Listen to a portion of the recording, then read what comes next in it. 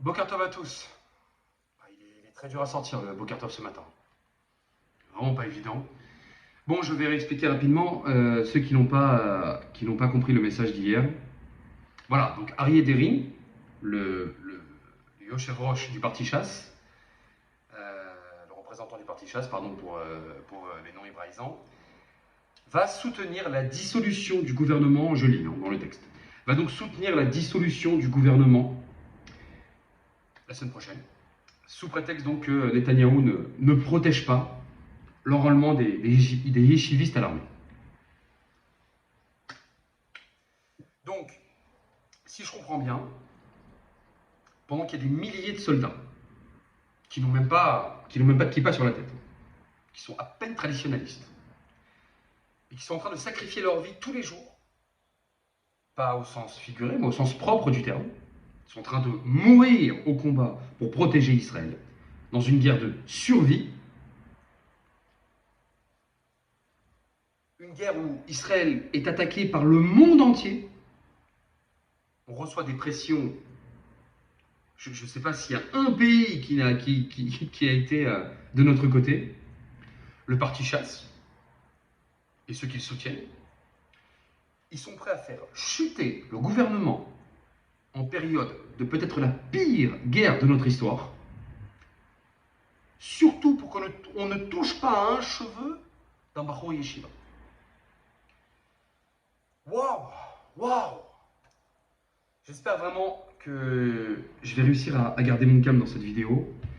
Surtout que je ne vais pas manquer de respect parce que malgré tout, ça me fait mal de le dire mais il faut le reconnaître, on parle quand même de décisions qui sont dictées par des Talmidei Chachamim. Et on peut être en désaccord, on va d'ailleurs le prouver, qu'on a le droit d'être en désaccord, mais qu'on n'a absolument pas le droit bien évidemment de manquer de respect. Le Rav Yitzhak Yosef, c'est un grand Talmid Chacham, malgré ce qu'il a dit, malgré ce qu'on va lire. Donc, on va faire les choses doucement, on va poser des questions simples, on va répondre parce qu'il n'y a pas d'interlocuteur, on va donner des réponses qui sont notre point de vue, et on va essayer de tirer tout ça au clair, parce que la première question qu'on pose, je ne sais pas si tout le monde a vu la vidéo du Rav Fison. C'est une vidéo de 2 heures, en détail, concernant la Milchemet Mitzvah. Alors, je vais vite, parce qu'on a beaucoup de choses à voir, sur les différents thèmes. Qu'est-ce que c'est que Milchemet Mitzvah, une guerre obligatoire? Dans la halakha, il y a 2 sortes de guerres. Il y a la Milchemet Reshut et la Milchemet Mitzvah. La Milchemet Reshut, ce sont des guerres de conquête qui ne sont pas obligatoires. Par exemple, quand on a dû affronter Midian, pas tout le monde part à la guerre. C'est, en principe, on devrait dire Elef Lamaté, c'est-à-dire que pour 1000 soldats, on a 1000 personnes qui étudient pour leur protection. Ça aussi, on y reviendra. Mais parce qu'on n'est pas dans une guerre de survie. Il n'y a pas de danger de mort. Le clan Israël n'est pas en danger. Donc, certains sont exemptés. Et il y a la Milchemet Mitzvah. La Milchemet Mitzvah, c'est lorsque Israël est en danger de mort. On est attaqué. Il est possible qu'on ne s'en sorte pas. Et ceux qui diraient ah, mais de toute façon, on s'en sort toujours. Non, on ne s'en sort pas toujours. Non. Lors du premier et du deuxième Beth Amikdash, on ne s'en est pas sorti.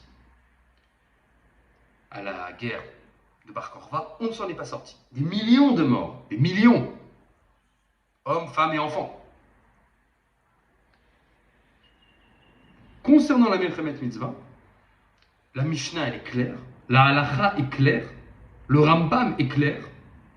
Hakol Yotzim. Tout le monde doit y aller. On n'est pas en train de dire ah non mais ceux qui étudient vraiment, ceux qui n'étudient pas. Non, tout le monde doit y aller. Tout le monde doit y participer. Il n'y a aucune ambiguïté, c'est clair comme de l'eau de roche. C'est écrit noir sur blanc. Comment les Haredim, on ne parle pas de tous les Haredim, ok. Ceux qui soutiennent chasse, ou plus simplement comment, on va oser poser la question, comment le Rav Lando, le Rav Yitzhak Yosef, comment ils font pour détourner cette halakha? Qu'est-ce qu'on va nous dire? Que la guerre à Gaza actuellement, elle n'est pas obligatoire. On pourrait s'en passer. Quel est l'argument? Comment c'est que ça tient?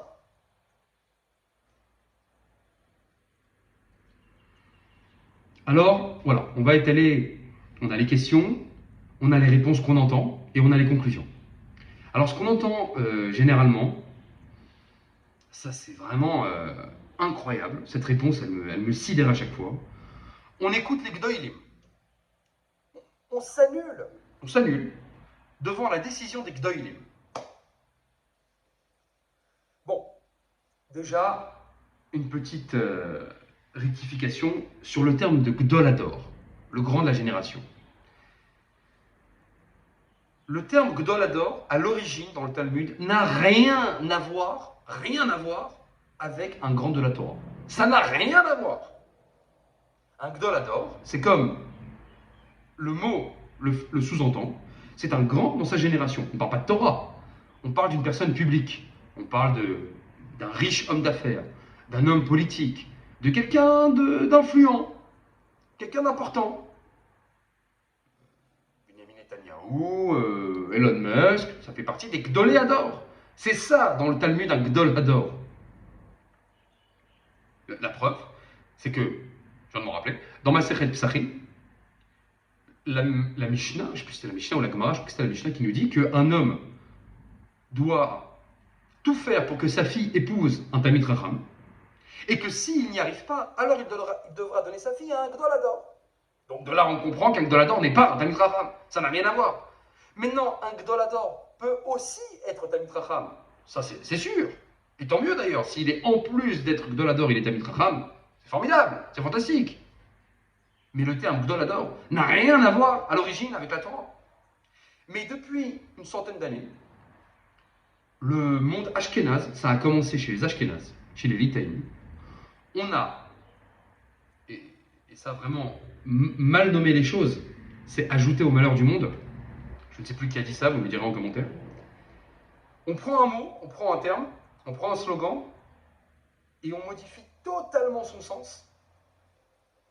Et on a fait passer maintenant les Gdolim, les Gdolé Hador, comme étant uniquement les Talmidei Chachamim. Qu'est-ce que c'est un Gdol Hador? C'est un grand Torah. Voilà. C'est nouveau. Ça n'a jamais été le cas, et c'est devenu comme ça un slogan. Donc, on s'annule devant les Gdolim.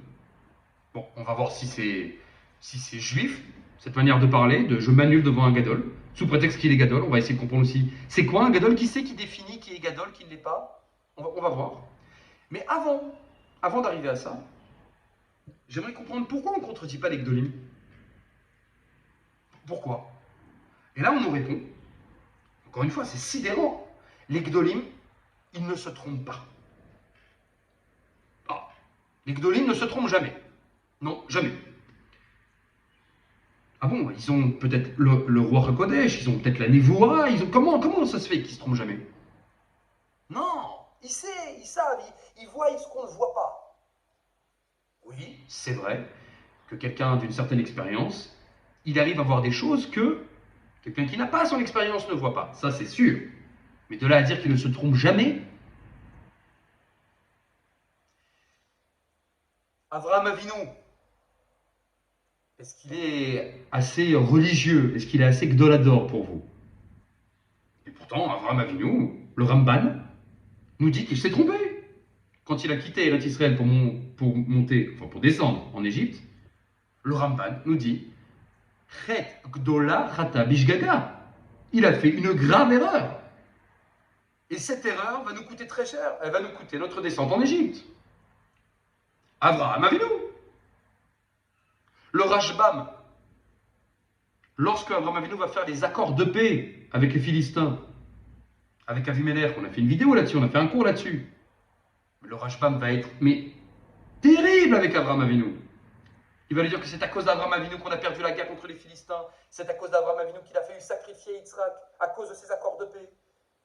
Qu'Akadosh Baruch Hu lui en a tellement voulu que le Aaron HaKodesh a dû être emprisonné par les Philistins pendant 7 mois. Qu'il y a eu des conséquences terribles à cet accord de paix, aux accords d'Oslo. Rajbam, hein. Yitzhak Avinu, il fait la même erreur avec Avimelech. Ça va lui coûter Esav, ça va lui coûter sa vue. Le Even Ezra va nous dire que ça va lui coûter même son argent. Il va complètement s'appauvrir. Yaakov Avinu qui se prosterne devant Esav, le Baal HaTurim va dire que ça va avoir des conséquences terribles. Il a fait une terrible erreur, Yaakov.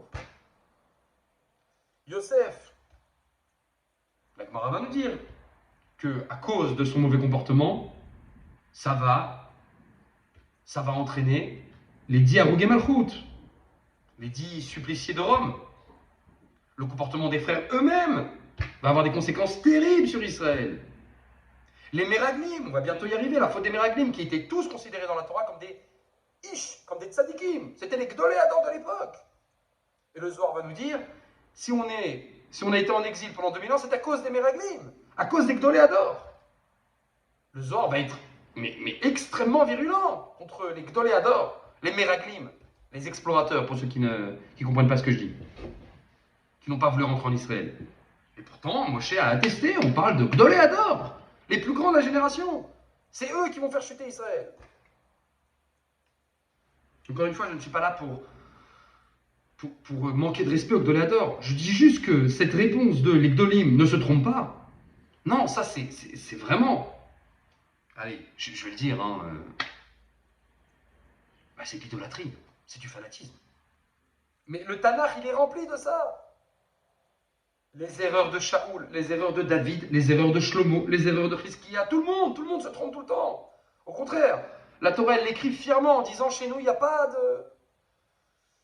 d'homme providentiel qui ne faute pas, ça n'existe pas, ils font tous des erreurs, heureusement. Bon.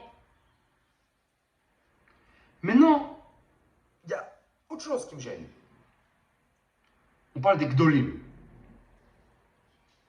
Mais qui c'est qui décide de qui est Gdol Hador et qui c'est qui ne l'est pas? C'est en fonction de quoi? C'est la taille de la barbe? C'est la manière dont il s'habille? S'il est en noir et blanc, c'est bon. S'il a une kippa sruga, c'est pas bon. C'est qui décide? Parce que je comprenne bien, il y a autant de Gdolim qui disent qu'il faut faire l'armée. Surtout celui qui étudie. Le Rav Tzvi Yehuda, le Rav Bigon, le Rav Goren, le Rav Aviner, le Rav... Ils sont pas Gdolim, ceux-là? Ceux-là, ils sont pas Gdolim? Il n'y a que les Talmidei Chachamim qui suivent le mouvement de pensée Haredi qui sont Gdolim. Donc, en fait, c'est plus un courant de pensée, c'est une secte. Alors, qu'est-ce qu'on nous répond à ça? Oui, il y a apparemment une sélection de celui qui est Gadol, celui qui ne l'est pas. Il y a une sélection. Le Rav Yitzhak Yosef, j'ai honte de le dire, hein, mais a dit, lorsque Itamar Ben Gvir monte pour prier sur le mont du Temple, avec l'accord de ses rabbanim. Il ne le fait pas parce qu'il est fatigué du cerveau, il le fait parce qu'il a l'accord, le psaque de ses rabbanim. Et lorsqu'il dit ça au Rav Yitzhak Yosef, qui lui interdit, la réponse, elle est, je sais pas, c'est sidérant. Il lui a dit, non mais tu vas pas nous comparer à nous avec tes rabbanim de 4e division, il lui a dit, de Liga Dalet.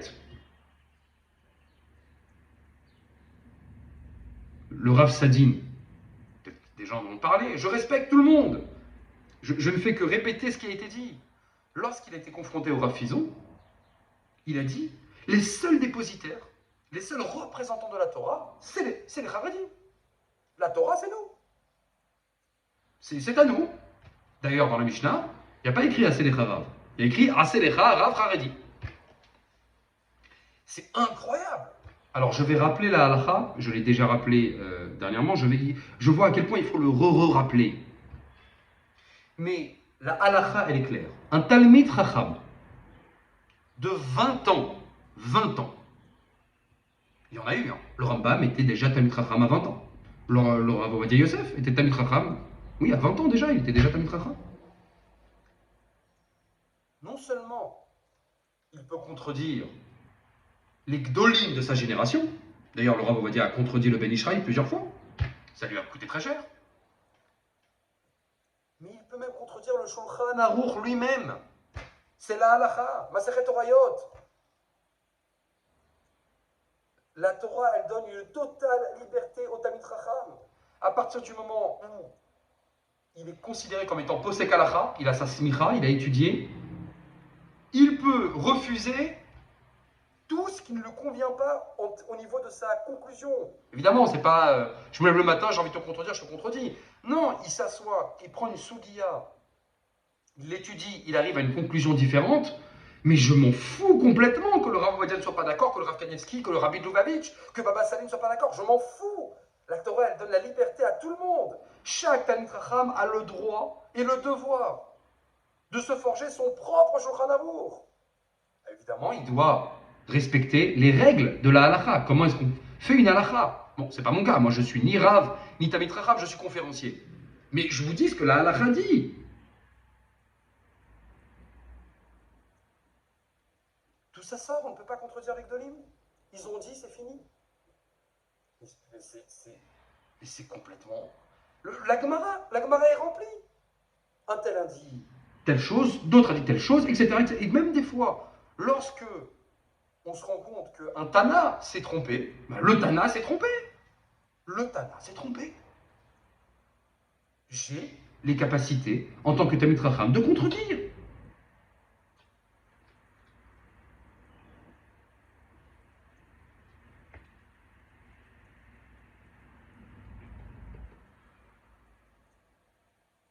Alors on revient à la question. Comment, parce qu'on n'y a toujours pas répondu, comment les Haredim, comment le Rav Yitzhak Yosef, qui a tout mon respect, comment le Rav Lando, font pour contredire la halakha de la Milchemet Mitzvah? Comment ils font? C'est quoi l'argument? On comprenne. En réalité, et ils l'ont dit eux-mêmes, ce n'est pas du tout une question d'halakha. Ça n'a rien à voir avec la halakha. C'est un problème idéologique. C'est pas moi qui le dis, c'est eux. On a peur que nos petits Haredim, alarmés, se fassent influencer, retirent leur kippa et ne soient plus religieux. Voilà, c'est tout, c'est ça la raison.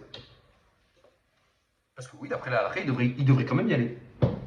Et si on était en Russie ou en Pologne, je ne pense pas que les empereurs, les présidents, les tsars de l'époque auraient dit « Ah mince, tu risques de retirer ta kippa, je suis très embêté pour toi. » Alors vraiment, je vais réfléchir à la question. Je ne suis pas sûr. Hein. Mais alors, j'aimerais plusieurs conclusions avec cet aveu de faiblesse en réalité. Donc d'abord, vous considérez donc que la Torah, c'est une religion. Donc c'est pas une identité nationale. Le plus important, c'est d'être religieux. Bon, c'est bien. C'est une secte, donc. Donc la Torah devient une secte. Tu fais partie de ma secte, tu ne fais pas partie de ma secte. Ok. Première constatation. Maintenant, le problème, c'est qu'apparemment, cette secte, ou cette religion, elle n'est pas suffisamment convaincante. Les arguments ne sont pas assez fondés. Parce que si vous avez peur que vos adeptes vous quittent, ça pose un problème sur vos réelles convictions en réalité. Vous n'êtes vraiment pas sûr de ce que vous croyez ou ce que vous pensez. Ça, c'est très problématique. Moi, j'ai aucun problème de discuter avec un chrétien, avec un imam, parce que je suis sûr de moi. Parce que j'ai les arguments. Parce que j'ai les preuves, les références. Parce que c'est solide. Parce que je pose les vraies questions. Et c'est ce qu'on nous apprend dans les Shivot Tichoniot, à poser des questions, à se remettre en question. Peut-être qu'on a tort, peut-être qu'on se trompe complètement. Moi, je le dis à mes enfants Shabbat. Prouvez-moi que Dieu existe. Moi, je vous dis, il n'existe pas. Est-ce que quelqu'un, ils ont même 10 ans, 11 ans, 12 ans, ils comprennent? Faites le test avec vos enfants. Faites-leur écouter les cours qu'on a fait sur le Har Sinaï. Prouve-moi que Dieu existe. Ça se trouve, vous faites tout ça parce que, bon, c'est une ambiance, c'est folklorique, c'est sympathique, parce que votre père le fait. Mais ça se trouve, c'est bidon tout ça. Shabbat, les fêtes, ça vaut rien. Est-ce que vous pouvez me le prouver? Faites-le avec vos enfants. Forgez-leur un esprit critique. N'aie pas peur de pas faire Shabbat ou pas faire Kippour, qu'est-ce qui va m'arriver? Non, mais comprends pourquoi il faut le faire. En quoi ça te concerne? Qu'est-ce que ça t'apporte à ta vie? Maintenant, la troisième conclusion. Donc si en réalité, vous êtes juste inquiet de perdre des adhérents, c'est normal, c'est le propre de toutes les sectes, on perd de l'argent. Donc en fait, lorsque vous dites non, on reste à la yeshiva pour étudier pour les Chayalim, en fait c'est du flan, c'est du mytho en fait. Bah oui, en fait c'est pas ça la vraie raison. Vous avez peur pour vous, pour votre petit kiff personnel dans la yeshiva. Vous croyez que je rigole? Pas du tout. Encore une fois, le Rav Yitzhak Yosef. Je répète à chaque fois que je prononcerai son nom. Zecher Tzadik Livracha. C'est un Talmid Chacham. Je ne lui manque pas de respect. Je ne fais que relater les faits. Ce qu'il a dit, sur lequel je ne suis pas d'accord. Et j'ai le droit de ne pas être d'accord. Il a dit, si on nous impose d'aller à l'armée, on quitte le pays. Voilà, on quitte le pays. La semaine dernière, ouais, il y a une semaine ou deux, il a été encore plus loin. Il a dit que si pour rester dans les yeshivot, il faut voter pour un gouvernement de gauche, on parle de gouvernement pro-arabe, hein, qui mettent en danger Israël, qui soutiennent les terroristes, eh bien, il n'y a pas de problème. On ira avec la gauche. Waouh! Mais c'est incroyable! C'est incroyable! Comment est-ce qu'on en arrive à... Comment on en arrive à un tel inversement de valeur? Ben, c'est très simple. Moshe Gafni, donc le représentant, le député d'Egal Torah, il l'a dit clairement il y a quelques jours. Il a été clair là-dessus. Il a dit, l'étude de la Torah passe avant tout. Avant tout! Donc devant l'État d'Israël, devant la mitzvah de sauver son frère juif, voilà, l'étude de la Torah avant tout. Nous sommes les plus importants. Les plus importants, c'est nous, c'est ceux qui étudient. C'est marrant. Mais c'est exactement l'inverse de ce qui est écrit dans la Torah que moi j'étudie. C'est l'inverse total. Lorsque Moshe Rabbeinu se retrouve devant le fait accompli que Israël fait le veau d'or, il dit qu'est-ce qu'on fait? Akadosh Baruch Hu va lui répondre, ils sont tous condamnés à mort, tous. Finir, en Israël c'est terminé, on va tous les tuer. Mais attention, ne t'en fais pas Moshe. Je sais que Israël ne peut pas être détruit. Je recommencerai à partir de toi. On recommence tout à partir de toi. Donc je tiens ma promesse, il n'y a aucun problème. J'ai promis à Abraham qu'il serait une grande nation, pas une grande religion. Eh bien, je vais continuer ma promesse, et bien on va démarrer de toi. Et tout ce peuple-là, c'est la halakha. À partir du moment où tout Israël, on va d'Avodah Zara, Nigmar. Moshe lui dit, mais comment, mais enfin, mais où est-ce que c'est écrit tout ça? Que je me lui dis, c'est écrit dans l'étape de la loi que tu es en train de porter dans tes mains. Qu'est-ce qu'il fait Moshe? Il prend, il casse l'étape. Il dit, non, cette Torah, elle est là pour nous aider à vivre, à survivre. Si elle est devenue accusateur pour nous tuer, j'en veux pas de ta Torah, garde-la. Il n'y a pas de Torah. Comment auraient réagi d'autres? Peut-être qu'ils auraient dit, ah bah oui, c'est peut-être une bonne idée, après tout, ce sont tous des fauteurs, des infidèles, il faut tous les tuer, on recommence. Non. Le dernier Rashi de la Torah, le dernier, c'est-à-dire que la Torah se ferme, c'est fini. Le dernier Rashi de la Torah, dans la parashat Vezot HaBeracha, nous dit que quel a été l'exploit de Moshe Rabbeinu? Quelle est la chose qu'il a vraiment réussi plus que tout? Il en a fait des choses. Mais alors, ce qu'il a vraiment surmonté, c'est le fait d'avoir cassé l'étape de la loi. C'est ça que nous dit Rachid. Yeshal kochacha. Bravo! Bravo d'avoir compris que tu n'es pas un religieux, tu n'es pas un fanatique, et que si la Torah met en danger Israël, il n'y a pas de Torah. Bah tant pis, on fera 100, on en trouvera une autre, on se débrouillera. Voilà comment la Torah se termine. C'est le dernier Rashi. Bravo Moshe, parce qu'après toutes ces années d'études, Tu aurais pu devenir un fanatique, tu aurais pu devenir... Oula, j'ai failli dire quelque chose que j'aurais regretté. Un fanatique. bien, tu n'es pas devenu fanatique. Tu comprends l'importance de la Torah, de la loi, mais si elle en vient à exterminer Israël, à mettre Israël en danger, non, désolé. Non, désolé. Surtout que là, comme on l'a expliqué avant, la Torah ne demande pas ça. Au contraire, la halakha, elle dit il faut sortir faire la guerre, il faut aller se protéger, il faut fermer les Gmarot.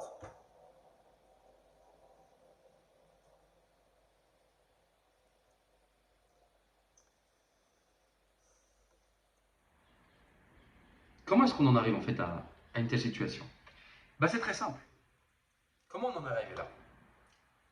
C'est parce que les Haredim, qui est, et là je le dis, mais vraiment avec toute la conviction de ce que je vais dire, le mouvement Haredi qui est une invention, une véritable invention de ces 2 derniers siècles, à peu près.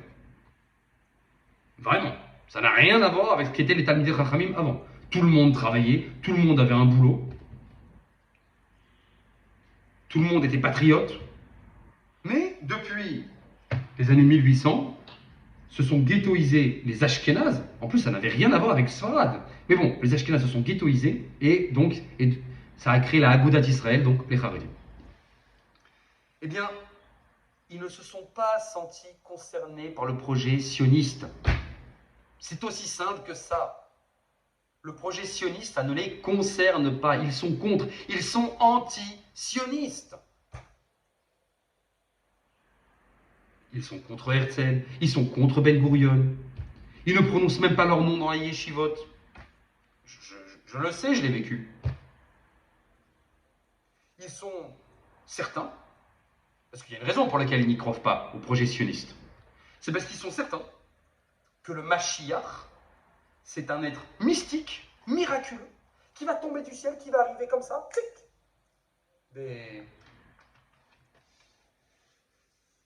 Béchinia,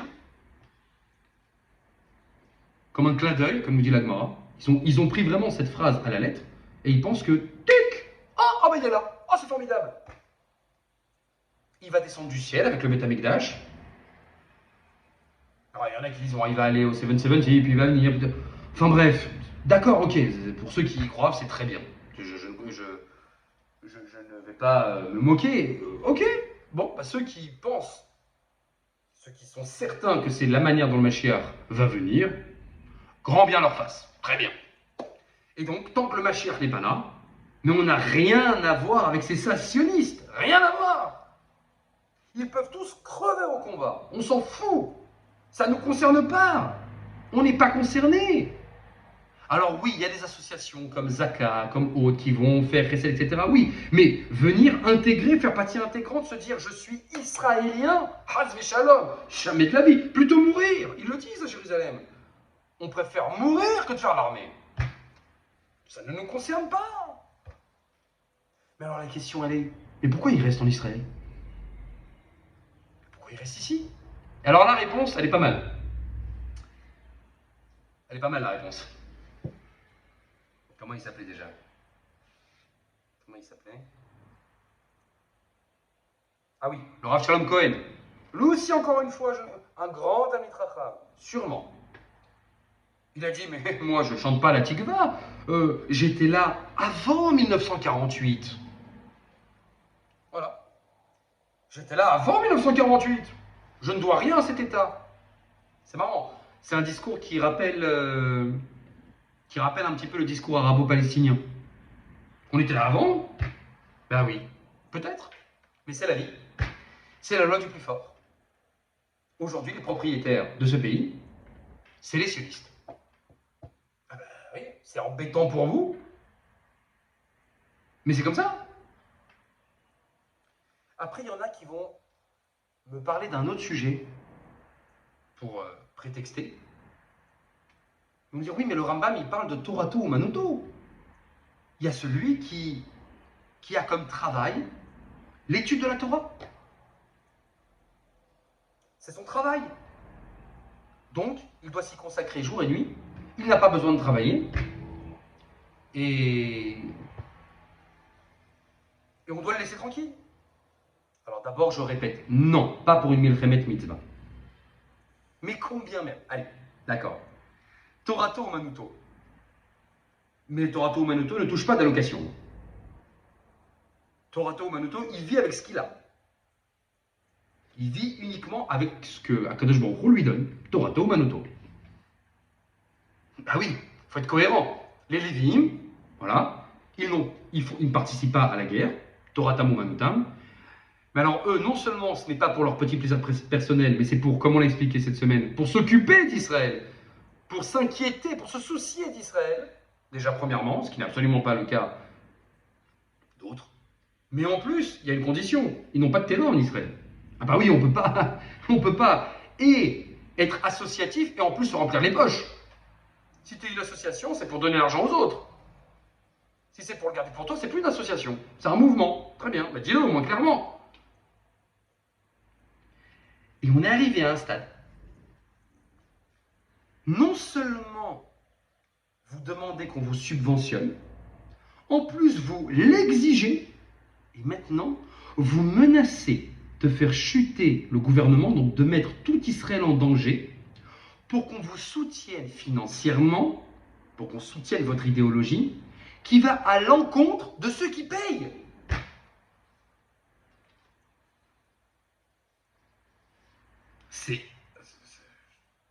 C'est très fort. Le niveau de Chutzpah, il a atteint un degré. C'est miraculeux. Qui aime toujours parler de miracle. Alors là, on est dans le vrai miracle.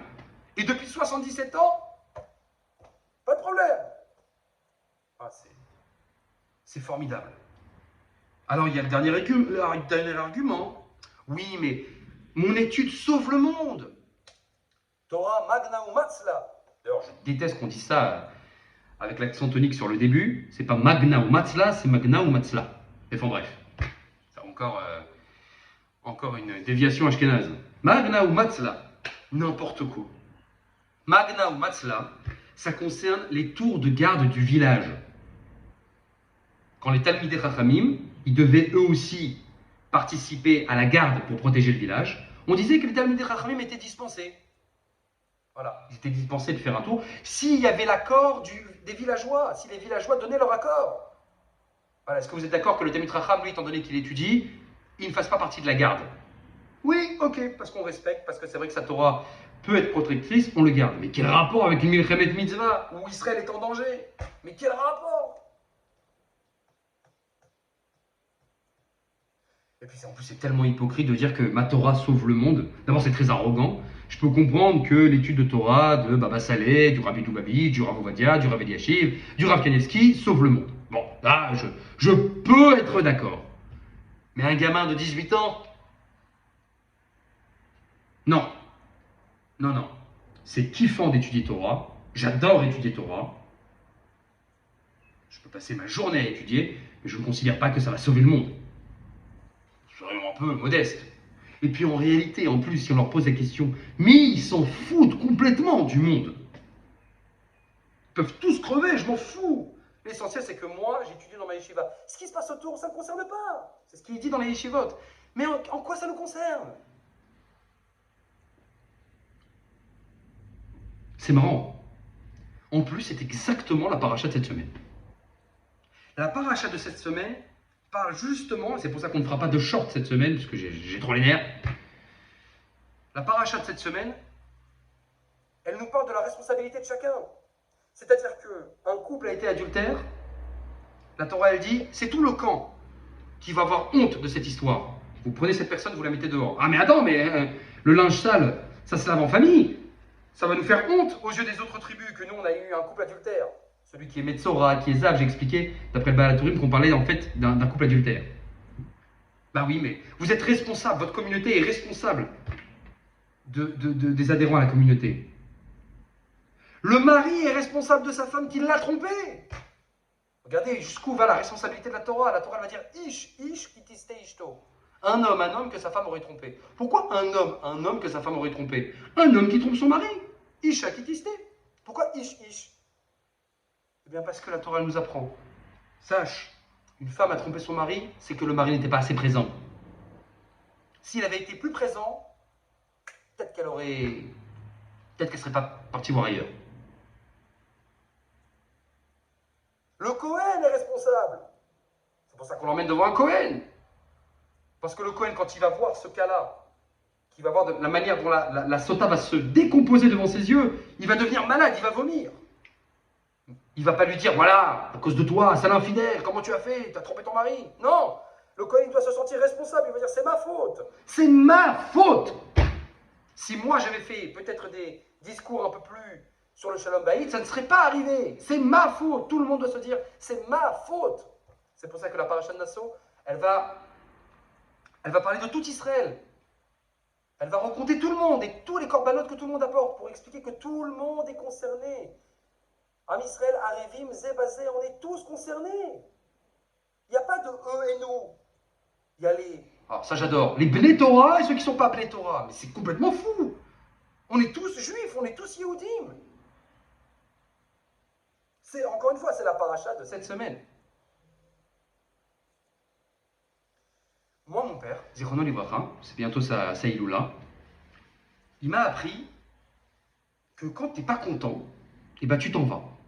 Voilà, moi, je te paye le loyer, je te donne à manger. Si ça ne te plaît pas, si ça ne te convient pas, ben, tu t'en vas.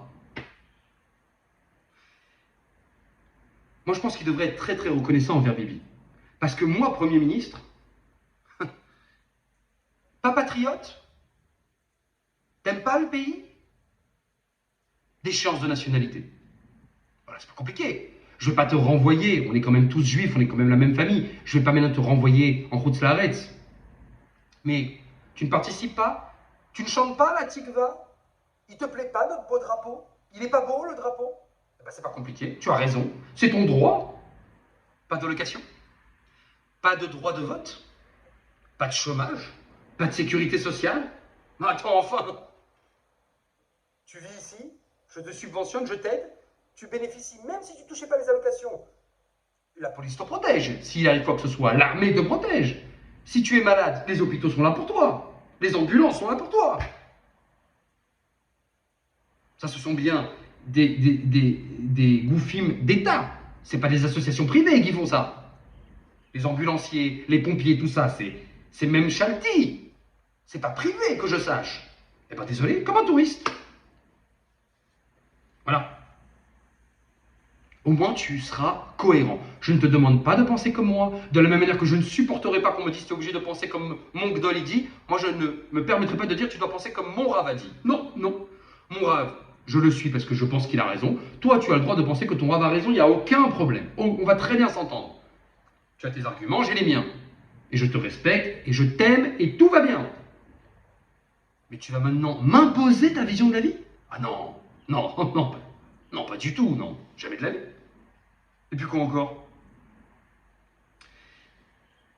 Le positif dans tout ça, c'est que, et ça c'était écrit dans les Tehillim, c'est qu'à la fin des temps, il y a le Hémet qui va ressortir. Il n'y a plus les fesses entre deux chaises, pour rester poli. Il n'y a plus. Tu fais un choix maintenant, droite ou gauche. Et ça, avant le 7 octobre, c'était ambigu. On avait des gens, présentateurs télé, sur CNews, sur télé, qui disaient oui, moi je suis pour, moi je soutiens l'État d'Israël, mais c'est vrai que voilà ce qui se passe à Gaza, etc. Mais depuis le 7 octobre, le monde s'est scindé en deux. Il y a les pro-israéliens et il y a les pro-Hamas. Ça y est, c'est clair maintenant. La France insoumise, Reconquête et le Rassemblement national. Ils ont choisi leur camp. Aux États-Unis, ça a été clair. Il y a les wokistes et il y a les pro-Trump. C'est clair. Ils ont choisi leur camp. Maintenant, il est temps aussi en Israël que les Haredim choisissent leur camp. C'est terminé le entre-deux. Oui, j'étudie. Non, je ne fais pas l'armée, mais par contre, je suis très fier. J'aime les juifs. Je vais leur donner des pizzas le dimanche. Non, non, non, non. Non, non. Sioniste, tu chantes la tikva, tu fais le Hallel à Yom Ha'atzmaut ou tu ne fais pas le Hallel à Yom Ha'atzmaut. Et c'est ça qui, dans notre malheur, risque de nous arriver. Cette histoire va au moins pouvoir clarifier les choses. Pour ou contre l'État d'Israël. Soyez clairs, soyez cohérents.